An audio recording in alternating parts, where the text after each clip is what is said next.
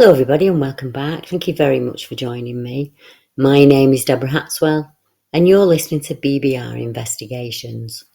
Tonight I'm bringing you something very different. In the last few weeks I've been out and about interviewing witnesses, one of which is Caen and his wife Jackie.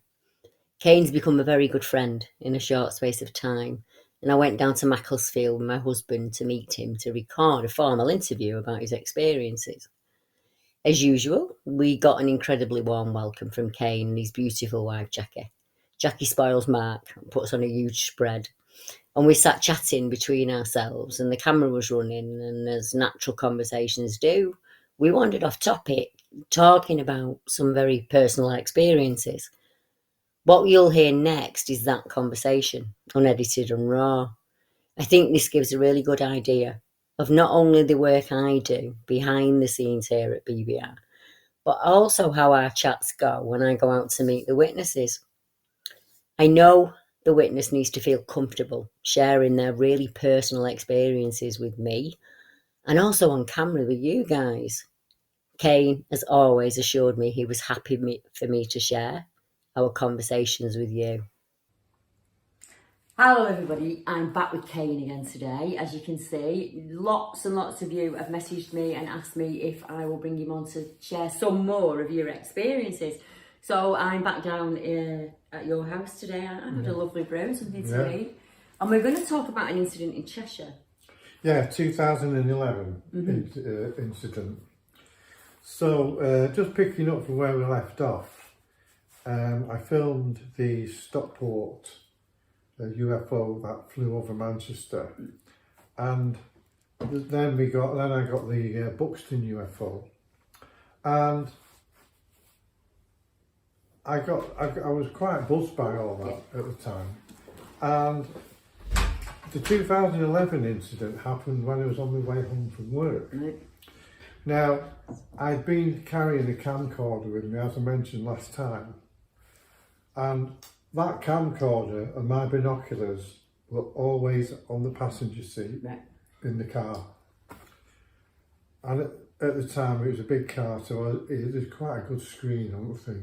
And it was a day like today, it had been pouring down, the weather was horrible. And I'd been to work and I was getting the vibe that something was around. You know, you can sense usually that something's about. So I drive from Stockport through the back roads, through Woodford, and it's all countryside, S-bends. And it would have been about 20 to 9. And I think it was about this time of year. So as I'm coming around the back roads, and it's quite dark, so I've got the headlights on, I'm going through an S-bend. And it drops down and then this winding roads. And as I came round this S-bend, there's a huge field on the right, and the field lit up like you've never seen in your life. You know when you see a police helicopter and it's flashing the spotlight, the light goes down, right? This light was coming up. Boom! Wow. It came up and I thought, well, I won't say it, and then it went off. But when it did go up, this light, the whole circumference of the field, and it was a big field, it wasn't like the lights were round the edges. The field just went just illuminated from down upwards. Wow. And I thought, wow. So, and I'm just going down the road and I'm looking at this, trying to negotiate this S-bend, and then it went off. I get round the other, and I'm looking at, boom. Again. The whole field, from the bottom up, not from the top down. So I thought, and I knew there was a lay-by just by this field. So I goes round the corner, blah, blah, blah. And I stopped the car and I turned my camcorder on, and that's where we pick up the film.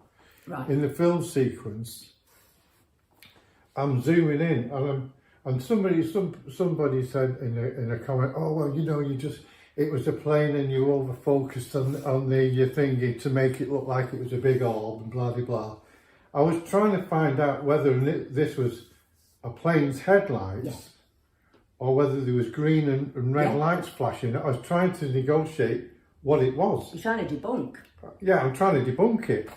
So when you say UFO, a UFO is an unidentified flying object. You don't know what it is. Yes. Is it going to be a flying saucer? Is it going to be a plane? We don't know because it's unidentified. Yeah, exactly that. So that's why I put unidentified flying object, because I couldn't work out what it was. But I knew one thing was for sure, that field didn't light up like that for nothing from the ground upwards. It's impossible, isn't it? Yeah, I've never seen that since either. But it went pchoom like that. I mean, I've got to say, I put quite a lot of videos out online, and some people will make their mind up and comment. But I have got a witness. Well, I was just going to say, they weren't sat next to you at the time, were they? I have a witness, and this witness was somebody who was in the area called Stargirl, and she's in the comment section on the film. So she was there. She will clarify because she saw what I saw. So then I was like, so I pulled it. I had to pull in with the car. I mean, and you know, I've had people say, "Oh, you jumped out of the car to make it look dramatic." I got out of the car and put the camera on the roof, and I'm firing it at this light, trying to capture evidence, trying to get it, and this thing is just there. And I came home to Jackie and I said to Jackie, "You'll never believe what's happening." And she said, "Well, I do." See it on your face. Yeah. I've seen it all the time. So I managed to get in touch via YouTube to this girl called Stargirl, because she messaged me in the comment section, and I asked her, "What did you see?" And she said the same thing to me.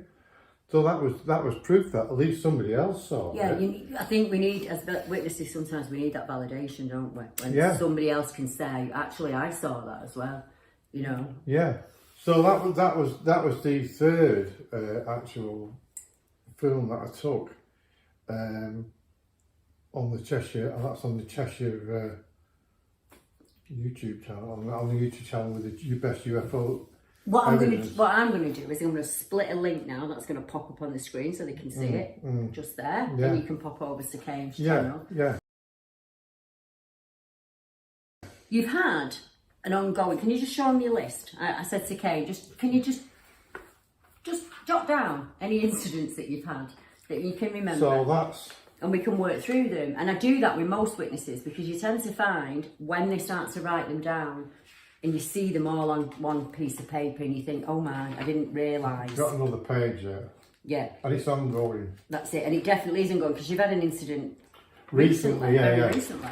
Yeah, I'll tell you about that if you like, because Mark might need to jump in on this one, because if I remember rightly, you were in Buxton, and didn't you come have a mark? You had little marks, like 3. Yes, I did. Yeah. Well, my husband, who sat over there next to Jackie, can attest that this happens to him quite often. Yeah. So when he had his hour and a half of missing time after seeing that light, he woke up with a triangular scar that he still actually has. I can see that, and I'll splice it in for the viewers so the viewers can see it. So there are odd occasions where he will wake up with really strange marks or bruises or things like that. Terrible backache. We've had that one, haven't we? Something across his back here that absolutely, I can see the pain in his face when it happens. And with no understanding.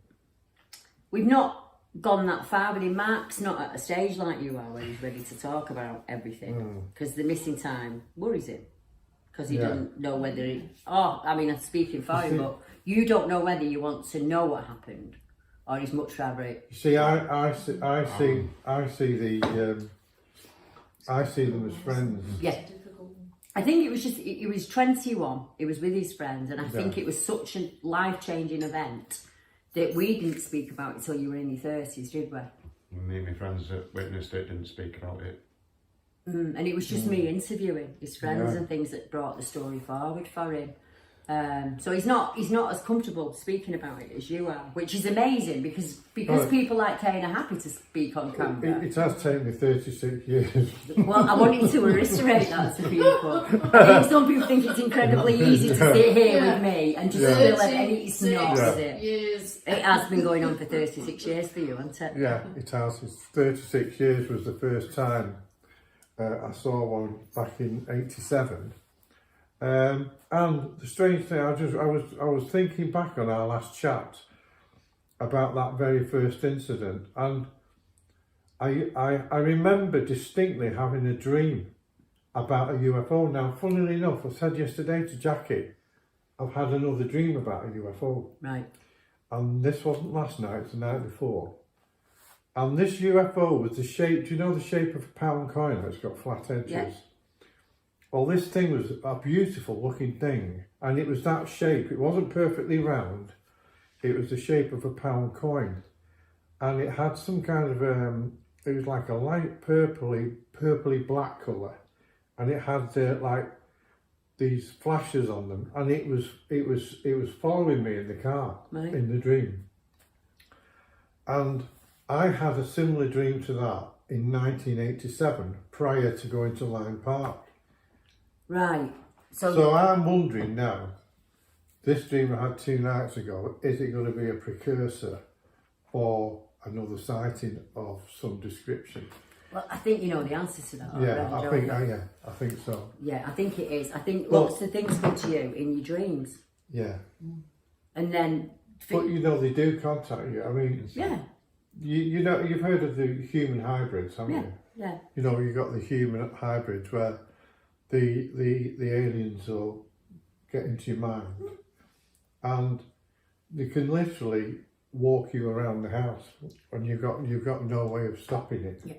You know, I've had that done to me. I've been literally walked around the house. Jackie will tell you. How does that feel? How do you feel when that happens? Well, it's been going on since 2002. Jackie knows the story. I used to get automatic writing. Right. That was incredible, wasn't it? That makes sense to me. Reams and reams of automatic writing. I'll tell you this story, which has nothing to do with the UFO phenomenon, but it's to do with alien contact. Yeah, I think it all ties in. It all ties in because I told this story to Jackie at her shop and she cracked up over it. But I was seeing somebody just before me and Jackie got together. How could you? Who shall remain nameless, but she was a TV personality. Who shall remain nameless. Oh, no names mentioned. No names mentioned. I'm going to get him to tell me off camera. Have to write it No down. names mentioned. So, this person had a distinctive sports car, Right. which was a yellow car. Not telling you the make, but you know. So, I'm in my house, in my flat. I was moved to Macclesfield. Jackie and I worked together at the time, and I wasn't seeing this woman that much. But you know when you get messed about in the morning. And It was heartbreaking. I used to tell Jackie, and Jackie said, "Oh, how did you go on with what's it?" You know, I said, "Oh, You have to I enjoy the stories. You have to find some monkey ones to find the right one. Oh, she rang me up 5 to 7 on a Friday night. I was supposed to meet her for a drink, and got the phone call. "Oh, sorry, I've got a headache. I'm going to go to bed early tonight." oh, that's all gooseberry. Yeah, so I thought, "Oh, here we go then." So I'm sat in my apartment, put a video on and watching TV, and my hand starts pulsating like. Right. And I'm thinking, wow, what's going on here? So I used to write with a pencil. And so I got the pencil and it says, "Let's go for a drive." I swear this is true. Jackie knows the story. Let's go for a drive. This is at 9 o'clock. Right. It was dark. So I said, "Well, where are we going to?" So he said, we're going to just go outside of Alder the Edge, over towards Great Warford, to you knows whose house. Right. Because I knew where she lived. So I said, well, 9 o'clock. I said, what we're going now? We're just get in your car. And go. Let's go. Got in my car, and I'm driving all the way, and I'm getting these messages. I'm going to bed early. I'm knackered. I'm going to bed early, right? And I'm thinking, I'm on my way. Yeah, I'm on my way. So I get to her house about, must have been about 10, half 10, 20 to 11. The car's not on the drive. So I drive around the corner and I see the car go whizzing off up the road. So I thought I'll go back to the house. So I'm saying to the pencil. Oh, yeah. What next? What's next? So they said, let's wait. Just go and park up, let's wait, have a kip or something, you know. So I go down and the place is pitch black. There's no street lights. There's nothing. It's like completely black. I'm in the middle of the forest. And I'm thinking, this is proper strange, you know. Yeah. So anyway, thing is, gets this text. Night. So I said, why are you lying to me? Yeah. Phone went dead. So my hand's going like flipping mad. So just sit and wait, This is what he's saying to me. Just sit and wait. So it gets to 1:45. Let's go to Mobley Road. Right. Boom. Drives to Mobley Road, going down the country lane, and there's a lay-by. Great big oak tree, got a great big overhanging leaves. Underneath is this car, and it's her car. So drives up the road, turns round. I came down to Thingy, to her car, so I'm facing that way, she's facing that way. So she's in the driver's seat, Debbie, and the window come down, she goes, ah yeah. In the car is this guy. Oh no. Oh no. So You I had a said- lucky escape there. So I said, won't be seen again, Yeah. Bye. I'm doing one. Phew. So somebody is looking after you. Yeah, so then I got an invite to go to the most haunted house in Preston. And Have you ever been? No. Shingle Hall. No, I've heard of Shingle Hall. and You've no. been, Mark? No. Shingle Hall. I knew nothing about Shingle Hall. I didn't Google it, didn't do anything Just about drawn it. to it. No, I wasn't even drawn to it. I was asked to go there with some Right. friends in the trip, and I was in the people's carrier. So we goes to Preston on the motorway, pulls off the motorway, and then there's a track goes up to Shingle Hall to the house. It's supposed to be the most haunted house in Britain. So I'm going up, and I'm sat in the back of this people carrier, and there's 7 people in it, and I'm on my own in the back, right at the back, like Billy No Mates, in the back, like a little 12-year-old kid sat there. So as we're going up, there's a building to your left, which they call the old barn. Right. As we come to the barn, something goes boom and grabs my neck, and I'm going, and I can feel something, and all my airwaves get turned off, and I'm trying to shout to the rest of them, stop the car, But you can't. and I can't, and I'm going like this in front of them, like that, and they're all just busy chatting. We get into the car park, fall out of the car, and I'm almost choking, vomiting. And the guy comes along, who's the owner, and he said, by this time I managed to have a drink of water, recovered myself. Yeah. And he said, when you come in from the approach road, he said, you pass the old barn. He said, that's where the stable boy was hung for stealing. So you picked up on him, haven't you? So I must have gone in there, past there, and been receptive to his vibration. Yeah, definitely. Not what I'm telling you this story, it's nothing to do with UFOs, is it? It doesn't matter, that's it, isn't it? Yeah. It doesn't. That's how life goes. It happened to me at James Dyke. Yeah. I were in the car with other people, and we didn't even turn in. As we got to the road, something, and I knew it was a man, and I knew he was his domestic partner, and I knew that I was in that ground, and I'd been left in that ground, and I couldn't get my breath. But fortunately for me, the other people in the car also just held on to their heads. That it was awful. It was like a physically sick. I actually wet myself, and I don't mind saying that on camera. It was so bad it made me physically sick, and I wet myself. Oh, Deb Singleton was pushed. Every single one of us felt this awful, awful feeling. And unfortunately for me, she stayed with me for a few days when I got home, and I couldn't send her over because she was waiting for him to come. He always comes back for me. He'll come back for me, he always comes back for me. Wow. And the energy of her for days on end, and I'm thinking he's not ever coming. I think she's been in there since the 70s.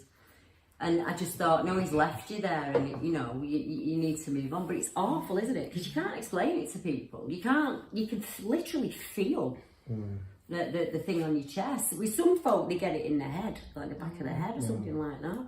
So you've had paranormal experiences and experiences with UFO. That makes sense. At the Spiritualist Church, when my father died back in the 70s, I was only a young lad then. And my parents used to have me in church every Sunday, so it was inherent. I mean, you know, you go in and that's it. So my father died in the 70s, and I wanted to get a message from him because I never got a chance to speak to him. And you know, when you lose a parent like a father, you want to get some kind of closure, don't you? Yeah, you do. So I started going to the Spiritualist Church, and that's when I told you about the burning sword in front of my face. But there's always been. There was one instance when I decided to become a musician, and we were in a band, and we were rehearsing in this old terraced house, which was actually an old antique shop. Right. And in those days, they used to have like a spiral turning staircase made out of wood. Yeah. In the kitchen. Do you remember them in the old days? You'd have like an enamel sink, and then you'd have a bit of a cabinet, and then there'd be this door with a wooden staircase that would take you upstairs in the old-fashioned terraced houses. And it was a windy night, it being quite windy, and apparently in the attic of this house, the story was that the guy, this bloke, had done something, and his wife had died. I don't want to say what he did, but she died. And in the attic ceiling, there was all these dolls swinging from a rope by the necks. Like that. And it was, you go up into the attic, and we went up, and I stayed there for about 2 seconds. It was like horrible. It was like something out of Silence of the Lambs. It wasn't nice at all. Yeah. So there was a bad vibe, there was a bad energy in that place. So we went upstairs with our amps and stuff, set up, and our drummer was a young lad called Peter, and his dad used to come with him. Me and my ex-wife were in our 20s, and we had amps, guitars, and microphone, PA, and we were whacking it out, you know. And this Peter when he got excited, and he'd do a drum roll, for some reason he used to lose control of his stick. So how do you went like that? They go, boom, and you take your eye out, you know, take your bloody eye out, this bloke. And I said, you behaved yourself with that flipping stick. He said, I didn't do it. I don't know what happened. And he's doing it again, and so we got him another stick, and boom, stick comes across. So anyway, so we were expecting somebody to come and visit us. And then we heard this noise. The man in the house. And we were playing away like that. And these were footsteps, and it sounded like somebody got clogs on. Yeah. Slowly coming up the stairs. Oh, I don't like that. And it stopped at the door. And we were expecting this guy called John to come in. So we all stopped. Peter on the drum. Like I said, he was only a young lad. So, coming in, John. No. Then it went up to the next step. No, and I don't like it. Upstairs. that young lad Peter he was out of that shop within seconds, gone. We packed up, gone. I don't blame you. So those are two very strange things we've had. The idea that that's still there, brooding in that house, you know, and all that negative energy that's added to it. So, harping back to what we were talking about the UFOs and stuff. This one thing just before we finish. No, we're fine for time. Yeah. I don't want to rush you. Yeah. So, I told Jackie about this incident, Cheshire. So I'm back in the shop, and I always say to people, if you wanna find something unusual, don't just go out and take a picture. Just zap, whatever you want. Just randomly. don't even look. Just zap. And this is me. I used to go outside a lot and just go. Yeah, And it was night time. We do, don't we? And I got this cloud came up, and it was in the dark. And I zoomed into this picture, and there's 4 guys in the cloud. Right. Like you and me, Mark, just humans. Right. And one looked like an angel. Now, this cloud wasn't a great big cloud, but they were in a group, and it looked like they were talking. And they looked concerned. And one of them looked a bit like you, Mark, because he had a beard and what have you. And then the other guy looked like angelic. He had dark hair and he had like a kiss girl. You remember like the old rock and rollers used to have. And they were in this, you know, in conference kind of thing. Oh, this is weird. So I went back to the desk. The following day, a sunny day, and I had this on camera, like I say, it got wiped. I see this orb over in the sky, that way.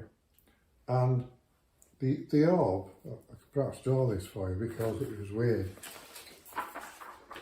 It was like that, and there's a person inside it. Right. And he's like this.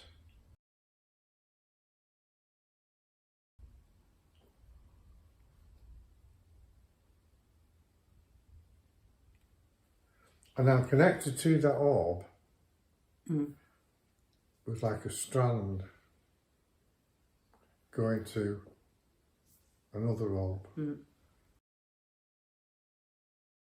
Going to another orb. So it's energy. And it was going to the right, like that. And then it just went off into the distance. So this was a big yellow orb. Like that. Like that.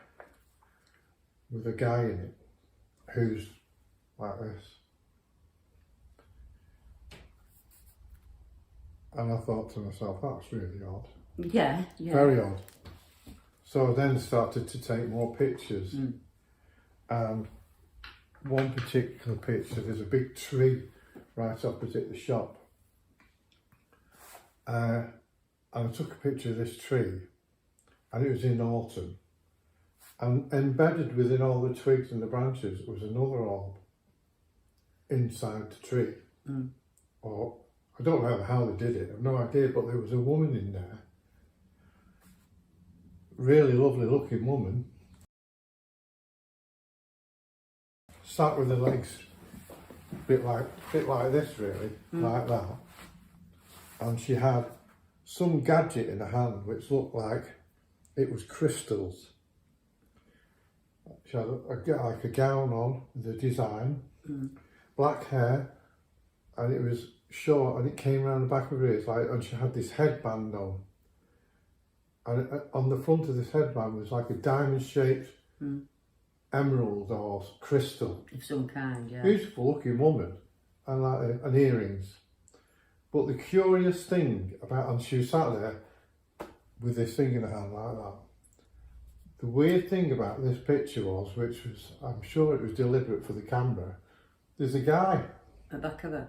at the back of it, but the thing is, it looks like he's popping, you know when you pop your head through the door and you go like that? And all I could see is this, and he's like this, as if he's just pulled the curtain back and gone, what are you doing? Yeah, having a nosy in. Having a nosy in. So that was of real interest to me then. I thought, this is proper odd. Yeah. Really strange. And so those were two significant things that I saw down at the shop. And these are all documented Yeah. in here. That's what we're going to do. We're going to work our way through. Yeah, isn't yeah. it? So, I think I put it here somewhere. There it is. Stockport shop to found an alien inside orb, Yeah. all with beautiful woman inside wearing a crown with crystals. I can see the one that you saw at the lighthouse that I shared last time as well. Yeah, Yeah. You So- were with Jackie then, weren't you? yeah. Well, Jackie was with me, and the Talacra Beach. When we went shortly after that time, 2009, when we were seeing all these orbs, and we saw that Jackie saw this black and silver square. Yeah, like a square box, you said, didn't you? Literally shoot, across the sky. Now, Quite, you could see it quite clearly. I wish I had seen that, but the thing is, I had a Was picture. that on the day we saw the lighthouse, or maybe the day after? It was the following week when we went back. Right. Okay. But that thing turned up at the shop. Do you remember it? Above Audrey's house? Yeah. I don't know whether or not this will clarify things for some people, but this square box, right, the one I saw at Stockport, its energy source was like this.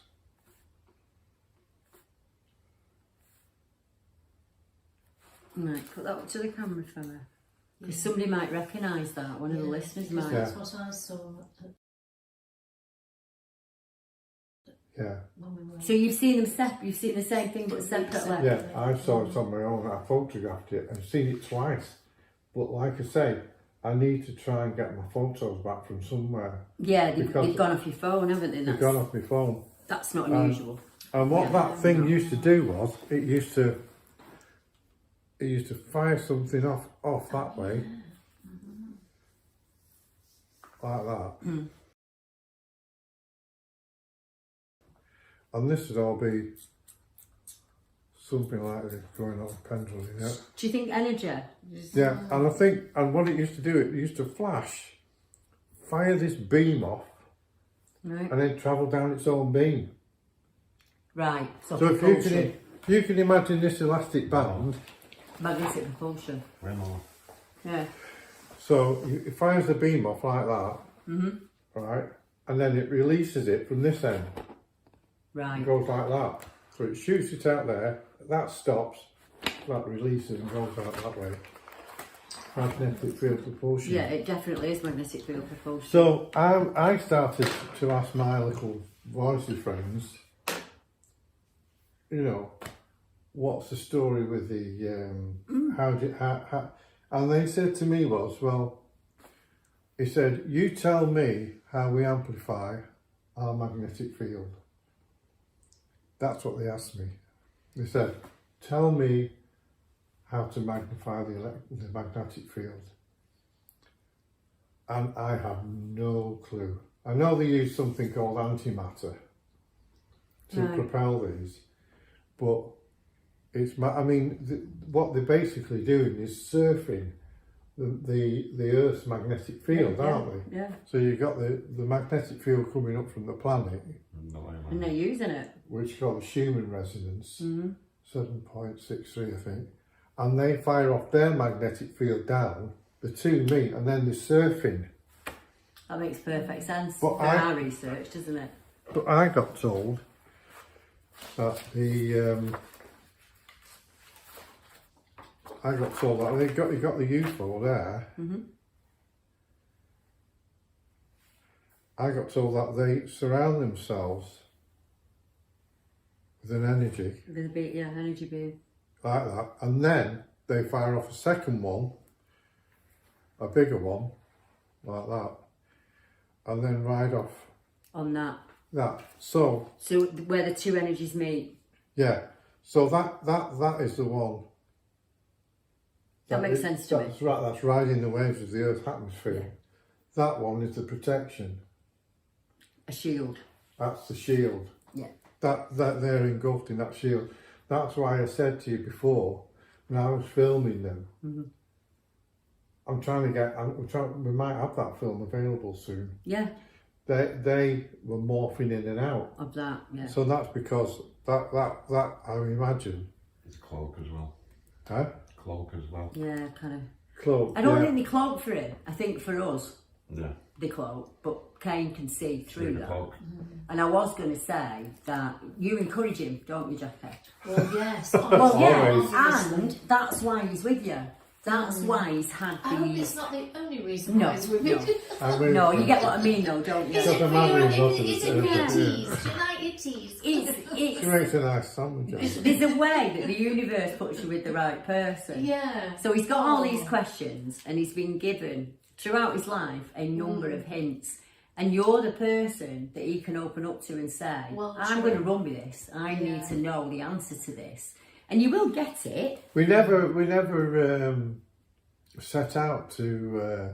No, we set out to have an enjoyable day, an enjoyable whatever. Yeah. And it happens. Now and again. Yeah, it's the same with me and him. We can go for a drive, you're not planning anything, I've got no equipment on me, and that's normal when something will happen. Yeah. I saw the strangest thing up on Winter Hill, I don't know how to describe it. Weather was like this, and I'm just going to say it was an arse and a pair of legs about so high. Really? We were driving in the car, and this little thing that looked like it was made of steam shot across the road, didn't it? And What was this? it was about so big. I could see his legs and I could see his bum, and that were all you could see of him, but he was made of steam. And he Really? ran, and Mark said, it's just steam. And I said, but it's raining. And he went, I know. And we just carried on driving Yes, because we didn't want to have a drive. conversation. That's incredible. Yeah, but that was at the same place where that car disappeared on us, and it cannot. It would have had to drive out to get past us. We were on the bridge in the middle of a reservoir. Yeah. So we're parked here, and there's a beige car parked a bit further down, and I've seen a little rabbit, and I said to him, oh look, the bunnies are out, yeah? So we're looking at the rabbit, and as we look back, the car's gone. No, it would have had to drive past us. You can't do a U-turn or anything. Oh, my Or we God. would have seen it driving away. It was only a split second Would have of, heard it oh, look at driving the away. rabbit. Yes. And look back. Yeah. And what's strange, Kate, There's a few things like that. we went I've back, witnessed and a an car had accident gone through once. that wall. And- Like, Joking. no, you only told me about your accident. When we Oh, went yeah. back to Angle's Arc, Yeah. that side Big piece old where I wall. saw the arse is completely missing. A car's gone through it. Oh my Straight down God. Bloody hell. I'll get a photo of it and pop it in the video so people can see it. But I think I picked up on his energy. Yeah. Yeah. Just whatever he was definitely. scurrying away from Oh, First thing that comes to my head was boggart, some little boggart type fairy Boggart, thing. Yeah. Yeah. But he was quite. Wow. Honest, I think he went like that as he left. You know that kind of attitude that I'd seen him. Oh, she's Well, seen me. Yeah. Well, like I say, with that, when I was in Tegnose, like which we hopefully we can all go up there with Colin or what have you. Yeah, go up there. Definitely, because when I saw that in the trees, the one that you showed in your last film of that alien, whatever it was, I don't know what it is, I know. an alien grey, whatever. But this one had quite a high forehead Yeah, you said he was very different. and had jet black eyes, and he wasn't. He was just staring in front of. I was over here, and he was just like that. Right. And my first impression was, I wasn't afraid at all, but you get the impression like he had a certain amount of authority. Yeah. Yeah. You know what I mean? Yeah, he was respectful of him. Yeah, exactly. I do get it. For me, I've never seen UFO, so I've not had that experience. Mark has, obviously, but I haven't. I have, though, from being with Mark and discussing it, then started to see things in the sky, but only when I was with him. So they're obviously there for him. And I was going to ask Jackie the question, do you think you've seen more from being with Caen? Totally, I've never seen anything before. I've been with Caen because it's not in your psyche, is it? At all. You're busy getting on with your life, Yeah. and then as you look up to the sky, you think, "Hell, Yeah. So this is my Tic Tac UFO. Yeah. That's it in the did we clouds. see that together?" Yeah, I we think did. Um, I'll take some photos so they can see it. how does it Yeah. blow it up? Oh, I've got this one onto you. Yeah. You can even see the direction that it's moving. Yeah, There's a direction to it, doesn't it? there's no thing is on the picture, there's no wind disturbance. No. Right. If it was a helicopter, you'd see. I can see energy. That's my thing. And what I can see is there's something coming off it that goes like this. Yeah. Yeah. Sometime later, there was a helicopter. There was a helicopter miles away. You could hear that quite clearly. But that No you couldn't sound. hear Yeah. anything, No could you? noise. Yeah. So, well, we're going to go back to take notes, I think, because there's another Yeah, chap. I think we need to. Yeah, there's another chap who's normally on, because this will go out on a Saturday at 8 o'clock. He'll be in the chat now, so I'm going to get in touch with him this week. We'll go down and have a brew, do some filming down there, and we can talk about your experiences there. And then, ideally, going forward, if you've got any questions for Caen, pop them in the comment section for me, or send them in by email, and I can ask him on my next visit when we come down. We'll meet up again, and we'll slowly work our way through that list. Yeah, because the thing is, from where Ted Knows is, just around the corner, I can take you to the site where I saw, I don't think I've explained this, about the 3 angels. No, you've not told me that one. So I'll tell you that one in the next video. Ooh, cliffhanger for him. But how big do you think these angels are? What's your interpretation of an angel? How would you define an angel? Would you say... For me, probably like a golden orb of some kind. That's the only time I've ever seen light in it, Mark, when I saw it in an orb. And it was kind of fizzling, okay? But I would imagine they can appear however they want to you. Would you be surprised if I told you that these things are huge? Are they? Huge. Right. I'm not going to say huge, I'm talking huge. So like Nephilim, like giant... Blocks of flats, huge. Right, wow. Not what you think, because if you're looking at something in the sky... Yeah, you know If perspective. you and Mark went floating off up into the sky, by the time you got 200, 300 feet up, I wouldn't see you. Yeah, I know. Are you with me? Yeah. So if you're looking at something high in the sky, which is almost to the size of a human, if that was to come close, it'd be the size of a block of flats. Yes, yeah. Are you with me? I am, yeah. So, the next thing we're going to touch on is angels sightings right next door to where the aliens were, and these 3 angels were massive. There's Human form with white gowns on. just huge, absolutely huge. There's a couple Wings were massive. couple of twins, the Kinsella twins, and lots of people know them. The craft that they described was almost city-sized. That's what they said. Yeah, they are. It was like a huge, and it just, nobody else seemed to see it, but they could. They were quite young, they were in the grandmother's garden, and grandma seemed to have an understanding of what they've seen. Because I believe that it runs in families, these things. Yeah. And they said that it was the size of a city. I mean, when we think of a UFO, we think of a little disc. No, but they can be tiny. You can have people. Like that small. Yeah. I have seen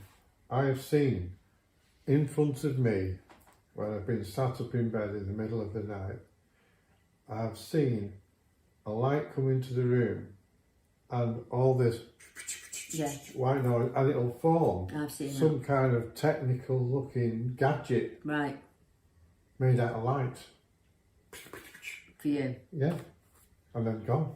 See, for me, it normally makes a person shape, like a huge person Oh, there's shape when I been a see few it. things. Well, I was talking to Deb Singleton about you because it popped up in conversation about the time that you left your phone at work. Yeah. And there were photographs on your phone, weren't there, when you went back? Yeah, there is. Did I get it correct? It was like the inside of an actual ship, wasn't there? There's the inside of a UFO, and the thing is, I knew quite a bit about the metalwork of a UFO. I've seen it with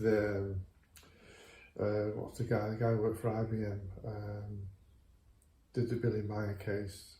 Oh, I don't know. Okay, I'm not sure. Oh, I can't think of his name now. But the photograph of this UFO that was taken, I zoomed into it and you could see the metalwork. And to be fair, it was a bit rough around the edges. Right. Yeah, you could see the moulding of it, but it was like a bit rough around the edges. And there was crystals in there was gold in there. Right. I think they used thulium, aluminiums. And these are a hard pressed mould. They do it dry somehow. Right. And then it was like a structure that went that way, like a metal part of the UFO, and then there was a huge light, bright light, like an energy source. Yeah. And I was trying to put myself in the position of the person who took the picture. Yeah. I thought, where must he have been in that craft to take that picture? Yeah. What part of the inside of the thing? Where was he? Was he near the energy source, or was he? Because there was no gadgets. See? Yeah. You know what I mean? So is it physically something picked up the phone and took the photograph, or is it energy that's done it? Well, this is why we're going to Todmorden to the UFO meeting, isn't it? So we can discuss all this. But the picture, I'll just see if we can draw it like this. So we've got the picture there. So the side of the UFO went like this. And then there was another bit like that. And this is the structure of the UFO. So that's one with all the crystals in it. All the crystals in it, and all the crystals there and all that. And here, it's this massive energy source, yeah. And it was like that. That was the picture. There wasn't any symbols, you know. Yeah, and no hieroglyphics or anything like that. I'm going to put it up. I'm going to take a photograph of it. There's no hieroglyphics or anything like that. But you can see the crystals. Well, you can see the crystals clearly. They were there, you know. You can see I believe that they are part of the energy. That's how they move around. And the crystals weren't round like this. They were like that. Right. Like this. Like quartz. They were rough. Yeah. Like that. Yeah, so I understand completely. I need to sit you down to speak to Rick, because Rick could be able to explain it better than me. But there is the theory. Marcel Vogel. Is that his name? Yeah. There is the theory that aliens, energy, beings, cryptids, all kinds, can use the Earth energy to travel around. And that's one of the reasons why they can pop up in one area and then yet somebody else can see them in Russia. And that's one of the theories, is that they use the natural minerals of the Earth to, I call it skating, what you described before. So you've got the energy from above and you've got the energy from the below, and they kind of float within that, where the two things meet. Yeah. So if you imagined a beach, and where the sand and the water meet together, they coast on that, they move along that. Don't know how, no idea how I know how, but in my head it's something to do with quartz and crystals and the Earth. And I stumbled on it years ago, didn't I, Mark? And I thought I will randomly, scientifically, pick 10 just random sightings off my map, so I'm not trying to influence it in any way, and actually see what ley lines are in that area, and is there anything in that area that comes into play. And there was 2 out of the 4,000 reports I've got, there was 2 that I couldn't match, and they were the 2 that I've always said to Mark that that's the 2 people I don't actually believe their accounts. But every other experience or witness account or whatever name you want to give it, always near an ancient site, so a standing stone. How do we stand on that map? Are we on the ley line here? Yeah, Macclesfield, Alderley Edge is a cracking one, yeah.